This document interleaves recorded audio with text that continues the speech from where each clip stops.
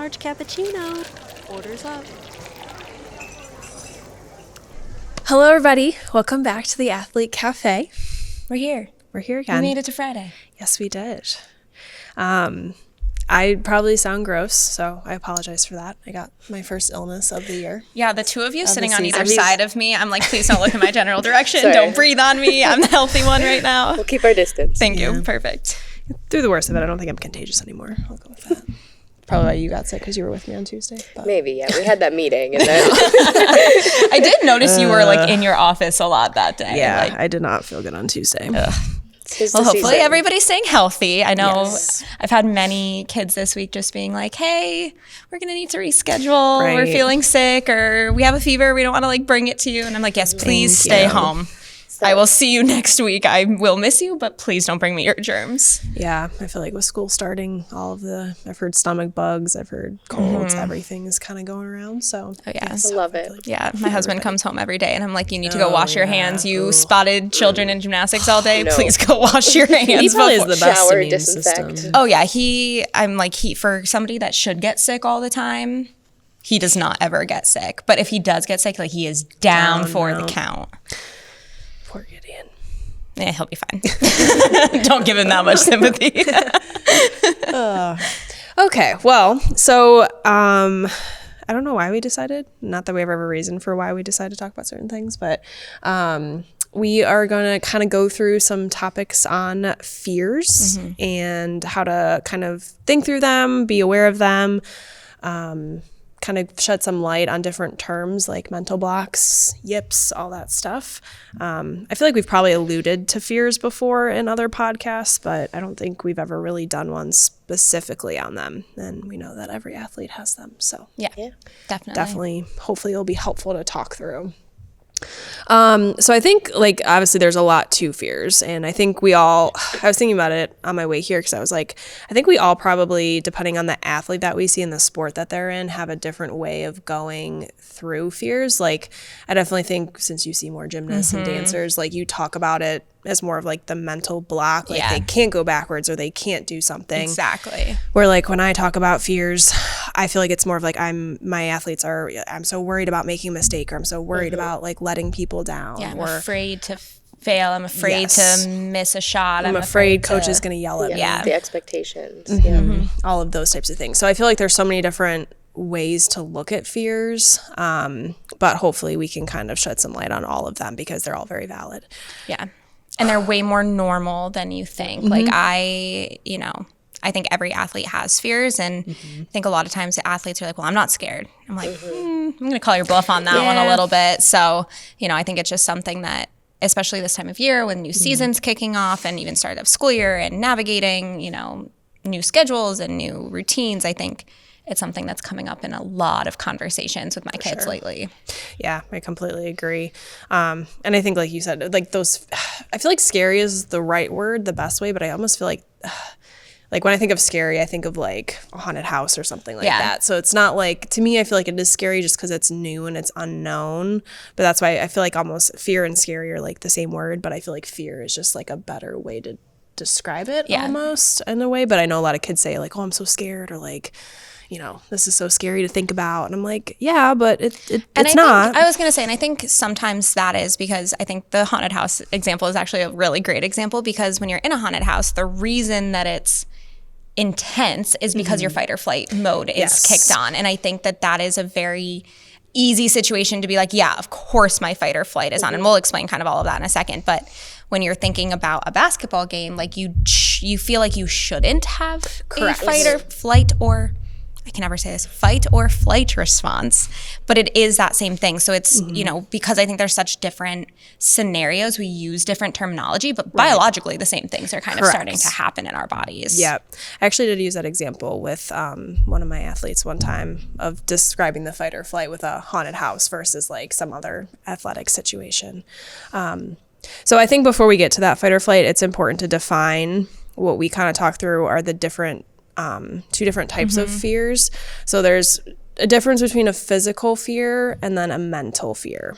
And I feel like you describe these really well. But a physical fear is when pretty self-explanatory. You are fearful of doing a physical skill or something that is related. Maybe it's a new skill in your sport, or maybe it's something that you've seen somebody else do and maybe gotten injured, or something that isn't as comfortable for you, which is fine.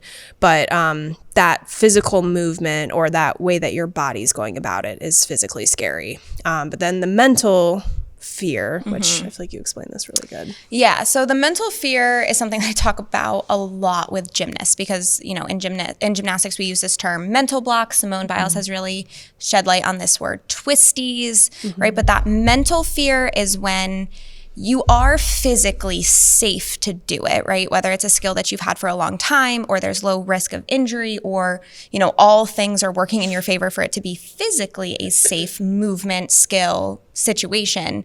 But there's something that has triggered your body to think that there is a threat. So this is where I like to call it, it's not necessarily a real threat, it is a perceived threat.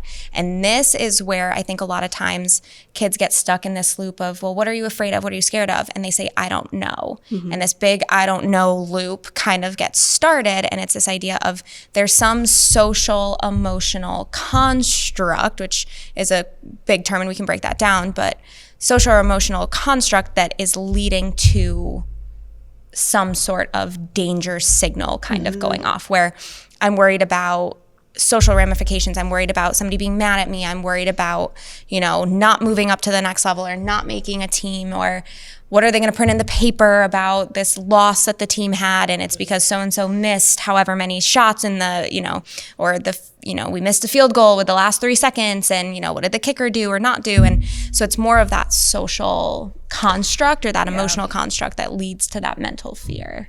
Yeah, and I think a lot of that comes around like those what ifs. Yep. We talk about that yeah. conversation a lot, all the made up scenarios that we have in our head, which again can be coming from previous experiences that you've had or things that you've seen, but it's more of like, I like you saying that social emotional construct of like what is the deeper piece. Yeah, what is the world, you know, situation around doing or not doing a certain thing, not the actual movement itself. It's the social implications around doing or not doing something. Right. Yeah, and I think that's, like you've kind of mentioned it in light of gymnastics, right, of like being able to do a skill and stuff, but then thinking about it in other sports too, with like the yips, right, with like baseball or golf, like not being able to throw or make a putt. It's because like we've built this up in our head of like, what if I make a bad throw, or like what are the other teams saying about me, or the parents saying about me if they're seeing me stutter or do this, that, and the other thing. And that like emotional and like reaction piece around it just gets built up so big, just growing that fear and making it seem like something so big and scary that we have a hard time getting past that, right? Exactly. And that's where we get stuck. Exactly. And then all of those emotional fears, all of that like social worry, it changes our bodies mechanically because our body is now in this is a dangerous situation and I need to protect myself. And if the movement I'm trying to get myself to do is causing that danger, your body will not let you do it. It's why, you know, once you know a stove is hot, your body will not let you touch that stove, right? It's the same thing. Like, I don't know how much truth there is in this, but everybody's like, you could, in theory, bite your pinky off the same amount of force it would take to bite into a carrot, right? But your brain, because it sees that as dangerous, will not physically let you do it. So if, you know, missing a putt has all these, well, am I going to let my parents down? Is somebody going to yell at me? What is the other team going to say? All of that gets to be the same level of trauma. Your body is just like, shut it down. We are not doing it. I will not let you do those mechanics. So it feels like a physical ailment, right? But it is stemming from a more mental piece of it. And that's why it gets hard, because it's like, it's physical and mental, but mental and physical, and it's a lot of back and forth. And that's why it's so hard. But it's doable, too. Yes, exactly. And I think that's when, and I think before I explain a little bit more, but like understanding the fight or flight, and then I know you've added freeze to kind of the conversation too. So understanding that fight or flight mode, like figuring out how you do respond to some of those situations, like, and saying, okay, how, like, do I just kind of take myself out of it? Is my body automatically doing that? Like when I freeze, that's happening for a reason, and it's happening because that danger is there. And I mean, in any situation, like if you see someone chasing you, probably getting out of there, right? You're going to you're gonna flee. You're gonna flight the situation. That doesn't sound right, but gonna get out of Got there. your point across. Where if like something is happening where you maybe need to defend yourself, like that's where you're gonna fight. But a lot of times with I feel like the mental blocks or the fears like comes that freeze. Right. So I think it's a great addition to that. And I kind of say, you know, sometimes that fight or flight they're in a way a possibility, but again, in the social or emotional construct, right. they're not options, right? So I always say, let's go with the free throw example. You cannot physically fight a free throw. There is nothing there to attack. There is nothing there to physically defend yourself from. I always say, I guess you could, in theory, attack a player, you could punch a coach, and only once has somebody been like, oh yeah, I've done that. And I'm like, oh, that is a whole nother conversation we're about to have. So in some constructs, we can't fight, right? And then sometimes I could, in theory, run out of practice or avoid this situation altogether. But a lot of times, shoot the free throw. right? And that's not always an option, right? So our body is like, okay, that was option A, this is option B. Neither of those are available to me. So I'm going to go into this freeze where everything's just going to shut down. And that's why you can't, you know, throw to first, or, you know, you can't throw back to the pitcher, or you can't go backwards on a beam, or you can't dive for volleyball. Like your body just physically will not let you go to that option. So I think, you know, it's so fascinating because I think a lot of times the narrative becomes, well, you're just not trying hard enough. Or if you wanted to do it, you would. Right. And that is just, and I am so guilty of it. I was presenting at a conference for USA Gymnastics in our state. And one of my former gymnasts was sitting in the front row, and she is just like the sweetest nugget. And I can't believe she's actually coaching now. Like that was my like, oh, I coached you and now you're coaching moment. But I was explaining this of how like it's not the athlete's fault. They're not trying this. And so I looked at her in front of the whole room and I said, dude, I'm so sorry because I definitely told you it was because you were not trying hard enough. And it just is not. It is a biological response that I think is why we wanted to do this episode on it of, you know, reinforcing that it's not your fault. It's not a lack of effort. Like there is something biological going on and there's still ways to fix it. Right. But, you know, I would say it's not your fault, but it is your responsibility. And I think for any coaches listening, like that's such an important piece of like, I mean, we say this all the time, like as a coach, yes, you want to be in tune to the mental side and like what your kids are feeling and how they're like participating or responding in practices, but like at the end of the day, you got to get them to do their skills. Yeah. So it's like, it's such a fine line of that, but like really just taking a step back and being like, okay, there has to be something more going on. You know, I mean, there are probably some kids out there who don't try very hard or who It don't is a want to lack be of there. effort, right? Sometimes it is a lack of effort, but there are times where if you've seen a kid do this before and then it's kind of just stopping, or if it's not progressing the way it should, like try not to ridicule them right out the gate. Like it's not their fault. It's not their fault. It's I love how you said it's a biological thing that's going on, and kind of taking that extra time as a coach to be able to like sit down and say, okay, let's figure out what's going on. Why? Like if there is a why, sometimes there is, sometimes there's not, but like what can we do to like approach this differently, or how can I talk to you differently, or how can I support you differently? All such important things because it is truly not their fault. It's not. And I think, you know, that's the whole reason. And I understand that balance, and that the whole, that balance and that struggle to find that balance is the whole reason I, you know, decided to take a step back from coaching gymnastics full time and do mental performance full time, is because I understood that it is so hard in a practice to navigate that. And that's where it's, you know, you're a coach, you want to try, but you don't necessarily have to do it all. And that's why we're so glad to be resources, because you do need to figure out that why, but it's hard to navigate that in a real-time situation. For sure. Yeah. So I think those are all hopefully very helpful points to be thinking about. And I honestly think out of all the times I've explained fears, I feel like this was the best way we just all went through it collectively. So pats on the back for us. It made the most sense to me in this moment here. So I think next kind of explaining a little bit, okay, so how do we try and help our athletes through some of this stuff?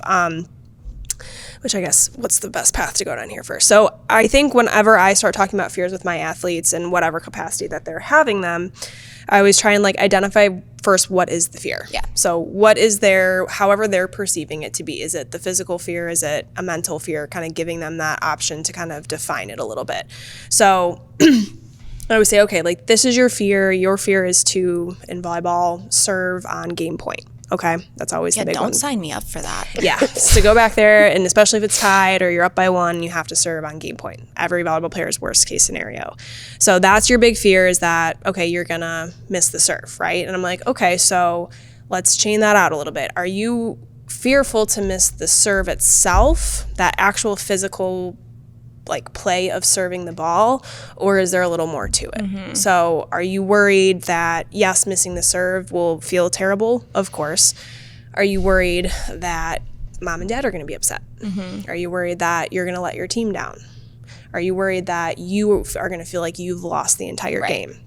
So there's so much more that's kind of going on behind what that actual mistake is. So it's not about like the serve itself, it's more about what those repercussions are from the mistake itself. I hope that makes sense. And that, go ahead. And like that's like something that I've been working on with some of my athletes like that have the yips, right? Is like there was this one event that happened where like maybe you made a bad throw or whatever it was, that then your brain went into the freeze mode, right? Of like, this is really scary. This is how we're labeling this now. So now we're working through that fear. So like the first step was recognizing it, right? Like the frustration is I can't throw and I don't know why. So now it's I can't throw because I'm really scared of this. So now it's working through, again, like you said, the response from our parents, what other teammates are going to say, all of that, and just processing it and talking through all of those things until the point where we almost become like numb to it in a way of like, okay, like this might happen, they might be upset, whatever, but like it's okay. It's not going to matter in the long run. A week from now, 2 years from now, like nobody's going to remember that one throw. So it's frustrating and it takes time, and like you don't want to think about all of these scary things, but just like working through them and accepting them to the point where it's like, okay, it's not that scary anymore. That's the biggest part, is just like rewiring that pathway in the brain that's been created that labels it as fear. Exactly. And I think something that I think is so important to reinforce to the parents and coaches as well, but mostly to the athletes, is that fear path, as I like to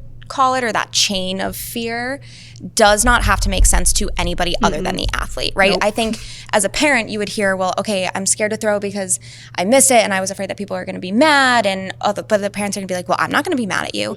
It doesn't matter.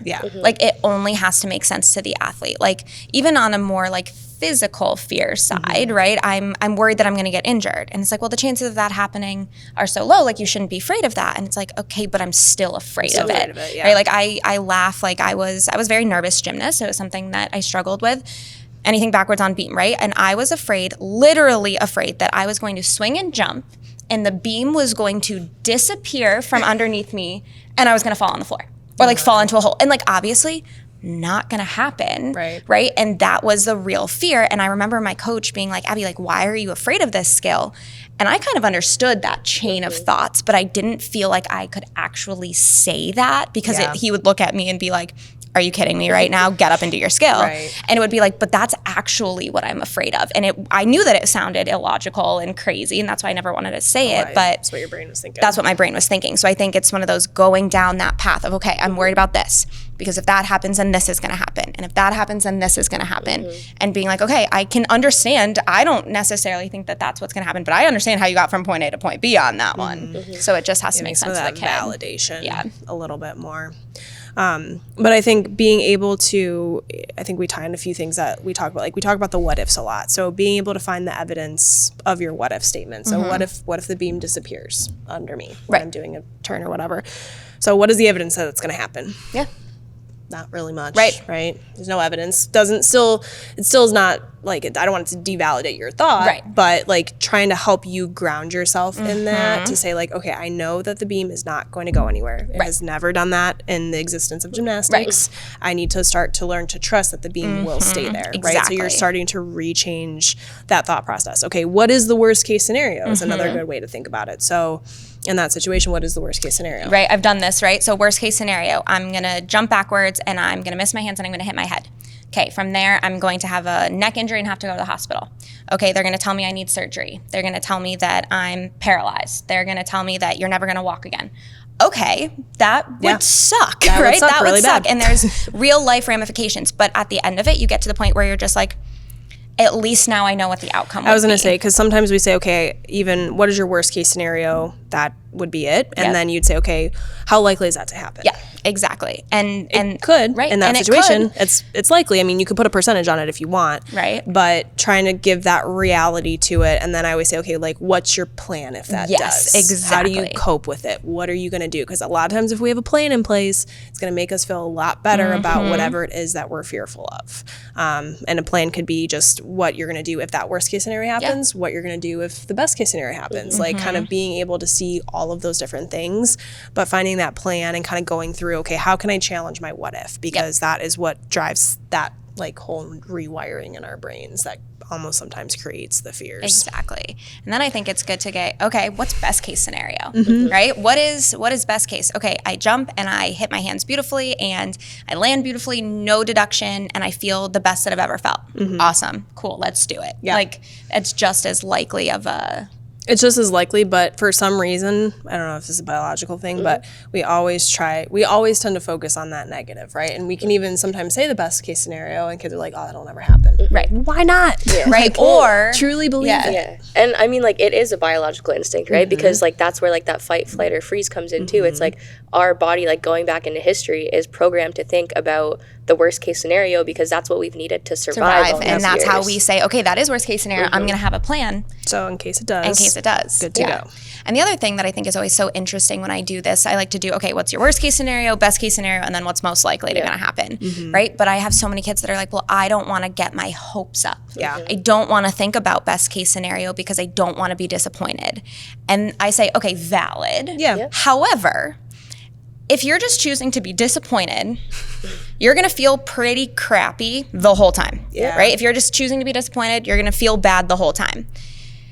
If you choose to see the best case scenario and then the worst case scenario does happen, at least you got to feel good there for a minute. If the end is you're going to feel bad no matter what, you might as well feel pretty good about it. And I'm like, you're allowed to feel good. Like it's okay to feel good. And if you end up feeling bad at the end of the day, we'll handle that when it comes. But let yourself feel optimistic. Let yourself feel hopeful because why not? If you're going to feel bad at the end anyway, you might as well feel good now. Yeah. And I think with that too, it's like, think about like what you're choosing to focus on, right? Like we talk a ton with our athletes about self-talk, right? And wanting to focus on the outcome that we do want instead of what we don't want to happen. So instead of thinking like, okay, like don't miss the ball, right? If there's a ground ball coming at you, don't miss it. Your brain is focused on missing the ball. Right. So that's more likely to happen instead of thinking, okay, like keep my glove down, head down, ball first. Right. Where it's when we're focused on that worst case scenario, that's where all of our energy, our focus, and just everything that we're giving towards this skill is going to that worst case scenario. So starting to challenge it and be like,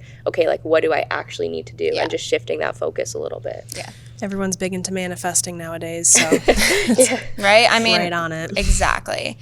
And I just think that's one of those things too where I think when we feel fear, because it is a biological response and because of, human history, we are programmed to always see things as negative or our default is negative, our default is danger, right? It's just a protective thing that our bodies have.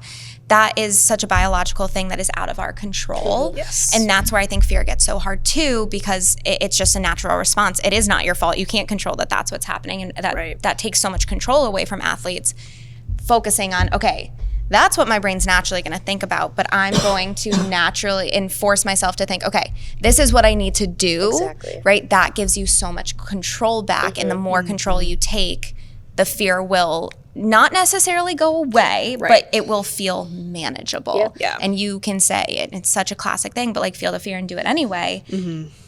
It simplifies it. It's one of those, but how do I do that? And it's some of those things of what do I actually need to do instead? How do I need to think? How do I bring myself out of fight or flight mode? How do I calm down my amygdala, which is the part of our brain that gets triggered with that? So, I think that it is such a control piece of it to be able to add that back in.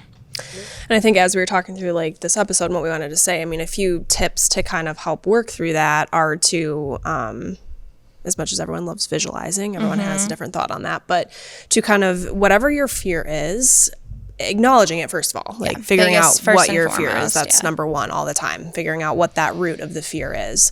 and then being able to sit down and say, okay, like, let me watch myself go through it. What is that going to feel like? What is that going to look like in my mind if I do it successfully? And then even if I mess it up, like what is then my plan afterwards? Exactly. How do I recover from that? Right. And so a lot of times, and we've talked about this before with visualizing, but like it's easy to visualize the positives, and it's so important to do that. But I think when we're having fears, to allow yourself to be immersed in that fear when you're not on the playing field or in a practice setting, like if you're at home, like trying to help yourself work through it at that point when you're separated from the environment can be really helpful. So kind of like seeing yourself go through that fear and like what would you want to do differently, or how would you want to be thinking, so that way when you go to practice or the game or whatever, the competition, you feel more able to kind of work through that fear. Like it's not new every time. Exactly.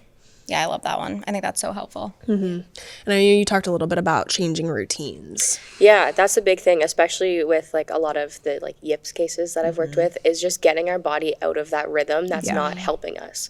Because sometimes once we acknowledge the fear, we acknowledge where it's coming from, and we start to understand like the mental side of like, why can't I throw, or why can't I shoot, whatever it is, like that word, like yipping on, we start to understand that. But then our body has created this muscle memory for however long this problem has been going on, that we now have to retrain physically. So we know why it's happening mentally, but our body is still going to this automatic yip or whatever, tick, whatever it is that we've gone to. So now, okay, how can we change the rhythm to throw our brain off, right? Because that's kind of what we have to do, is like trick it in a way to change that rhythm and make it actually happen. So whether for maybe it's like a catcher that can't throw, okay, we get the ball, maybe we throw from a knee for a little bit, and just change these little things to slowly rewire those pathways, get out of that habit. Because I think a lot of the time, I don't know if it's similar with gymnasts, but it's like, okay, I can't get this skill, I can't do this thing, but I'm not changing anything. I'm just trying the same things over and over again. Yeah. So let's change something, regroup, and just see if we can find something that works, something that throws it off. And even if it looks really weird for a little bit, I was just gonna even if say, it feels weird, it's going to feel weird because it's not what we're used to. Exactly. I literally did this with a girl yesterday. I'm going to send this to her, and she's going to hate me for bringing her up, but I'm going to do it anyway because I love her so much. But she was really struggling on her dismount on bars. It's called a flyaway, right? So it's the part of the bar where you let go, you do a flip in there, and then you land on the feet, and the routine's over. It's very common fear in gymnastics, right? And she was really, really struggling, and we've tried just about everything there is to try. And so I was like, hey, I just need you to do it.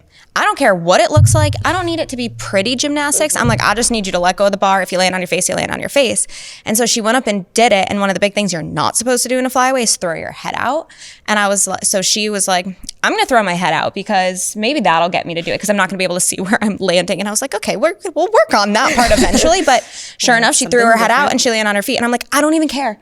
I don't even care that it's not technically correct gymnastics, but it changed your muscle memory. It changed what you were doing. And she was like, but I threw my head out, and I'm like, dude, not our problem right now. Not the problem, right? But it was really exciting. And, you know, we celebrated for a minute, and I could just see this change in body language where she was like, oh, got it. Like, and it was a really, really cool experience and a really cool moment. And, you know, we celebrate, and she's like, why did I have to make that so dramatic? And I'm like, because your body is so smart. Yeah. It's trying to keep you safe, and we had to change something. And that's exactly what we did. It's so funny you bring that up. Yeah. And that's like, even with like baseball players, softball players, whatever it is, like even just like changing what you're throwing, like changing like the stimulus and like the feel of it. So instead of throwing a baseball, go throw a football around for a little bit, go throw a weighted ball, a tennis ball, something that just feels different. That makes your body actually think about what you're doing, like just to, again, break that cycle, habit, and just try and find what works. Exactly. And it's, you know, going back to the basics if you have to break it down. And there's never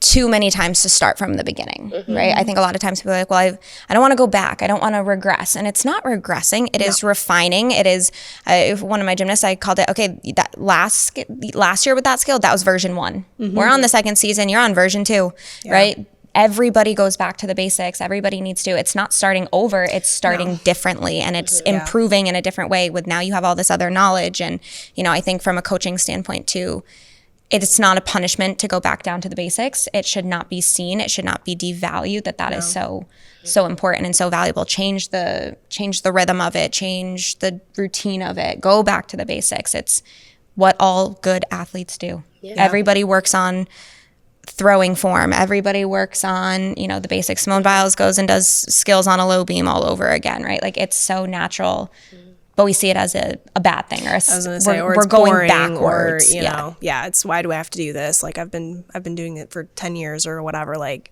no, it's helpful. Go back to the basics. Yeah, it's okay. Take it slow. So I think the visualizing and then like changing the routines are probably the two biggest things to kind of help with fears. But I think simply enough, like just finding some ways to kind of relax and just like calm. If you're in a situation where that fear kind of hits you out of nowhere, like knowing what helps you kind of lower your heart rate, kind of calm you down, kind of get you back to a baseline of ground. Yeah. So that way you can, not saying you're going to probably do that skill wonderfully or at all, but like you can kind of continue on with either the game or the practice that you're doing and not be completely derailed or emotionally irregulated. Right. If you missed a serve and you notice you're in fight or flight mode, right? One of the things that happens is our heart rate really increases, our breathing gets a little crazy, right? So to take yourself out of fight or flight mode, you have to drop your heart rate. And the best way to do that is by controlling your breathing, right? So relax in whatever way. We have lots of, you know, tips on that even from past episodes, but being like, okay, I have to relax my body to take myself out of fight or flight. That's going to make it easier to find these routine changes, things like that. Yeah. Easier to visualize when you're not in fight or flight. Yeah. I think my other tip with that I think might just be helpful to mention, it kind of goes with the whole relaxation and being able to kind of take that step back, is shifting that focus outside of yourself. Because when we get stuck in these fears and like not able to do things, we're so focused on our body and what we're doing and what we're thinking, whether it's like telling ourselves like, oh, like just throw the ball, or like just having that really like internal focus. Try and find a way to shift it outside of yourself, right? So one of the things that I've done with some of like the yips cases is like, okay, while you're throwing, talk to your teammates, right? Tell your pitcher, okay, like good pitch, or just shift that focus outside of what it is that you're doing, because your body does know how to do it, right? Your body knows how to throw. So that's not what we need to be thinking about. Maybe it's telling your pitcher like, hey, atta girl, good pitch, or like letting your teammates know what's going on around you. So that way it's taking that focus and that pressure outside of yourself and letting your body kind of relax and do its thing that it does use know its how muscle to do. memory. Yeah. No, I love that. I think that's really helpful. Yeah. Nice. Okay. Well, hopefully some of this was really helpful. I think we'll definitely probably come back with another episode on fear, because I feel like there's a lot more that we could talk about. Oh, yeah. Definitely. For sure. But again, I think hopefully the biggest takeaways are that, you know, your fears are valid no matter if they sound crazy to anybody else. It's not that you're not trying, and finding the right people to communicate to help you work through those is sometimes the most important thing. And then kind of on your own trying to figure out, okay, what are my fears? What are my what ifs? How can I kind of find the reality with some of that? And then using some of those tips to kind of help ground yourself, find the new routines, kind of work through some of the visualization to help you maybe try and adjust some of those fears a little bit. And again, you're going to make mistakes. Things are going to be a little scary. Like, it's part of sports, but you're doing the best you can. Yep. So Good luck. cool. Good luck. All right. We will see you guys next time. Bye. I felt long. If you like what Yeah. you're listening to, be sure to follow the Athlete Cafe on Instagram, TikTok, and YouTube. Probably You can find us 45. wherever you enjoy listening to your podcasts. 40. We didn't start. I was going to say.